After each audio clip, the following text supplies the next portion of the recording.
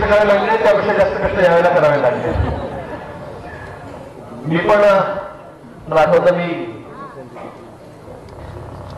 6-7 वर्षापूर्वीचा काळ असेल मला त्यावेळेला मी कापसासाठी आंदोलन केलं होतं.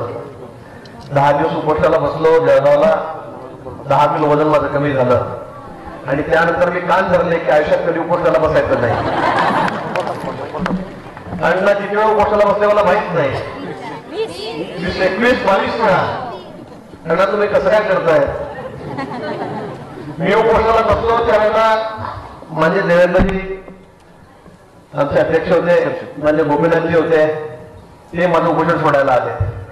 10 दिवस आम्ही सरकारला म्हटलं कोणीतरी या एखादा मंत्री, एकही मंत्री राज्यमंत्री सुद्धा माझं उपोषण सोडायला आला नाही. आणि शेवटी मी त्याचा विरोध केला की बाबा या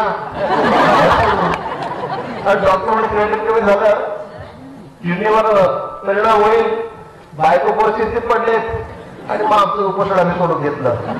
पण आज मला वाटतं पहिल्यांदा असं झालं. माननीय मुख्यमंत्री महोदयांना मी 4 वर्षापासून बघतोय, सोबतच आहे. पहिल्यांदा माननीय मुख्यमंत्री 5-5.5-6 तास एका खोलीमध्ये बसून होते आणि त्यावेळी कसं होतं अण्णा साहेबांचं उपोषण होतं. खरंच अण्णा साहेबांना जी सर्वसामान्य माणसं आहेत, शेतकरी माणूस आहे, शेतमजूर आहे, त्या विषयातली त्यांची तळमळ ही खरंच वाखाणण्यासारखी आहे. आम्ही खूप विनवण्या करतो मगापासून, पण अण्णा साहेबांनी त्यांचा आग्रह सोडला नाही. त्यांना जे अपेक्षित होतं, त्यांना जे पाहिजे होतं तेच आमच्याकडून लिहून घेतलं आणि मगच आम्हाला सोडलं. तर मला आपल्या टीमने सांगितलं की तुम्हाला कोणतं येते म्हणून. मी म्हटलं फक्त जेवणाची व्यवस्था करा, तेवढे दूरच नाही म्हटलं, मग ते जमणार नाही आपल्याला. आज सकाळपासून कालपासून आम्ही उपोषणाचं जाऊ खरं म्हणजे. आज मुख्यमंत्री महोदय म्हटले काही होईल का सोय?